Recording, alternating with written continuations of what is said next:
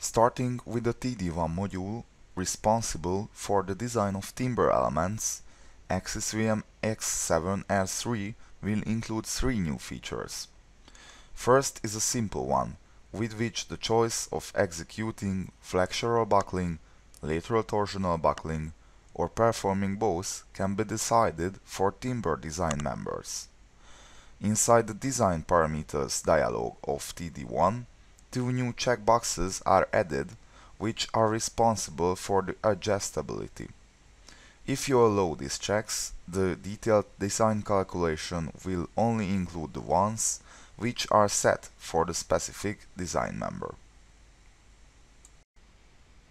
Next new feature is that linearly varying cross-sectional beams, which are varying in two opposite directions, can be now defined as one design element.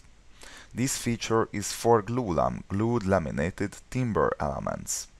There are some regulations which have to be kept in mind during definition of these elements. The design element is assembled from two structural elements. The length proportion of these elements must not exceed 2:1 ratio. Relative to the global coordinate system, the bottom side has to be horizontal and the top side has to vary in z coordinate. The height must rise from the ends towards the middle of the structure. The slope of the two opposing elements has to be identical. The assembly of elements is possible in two ways.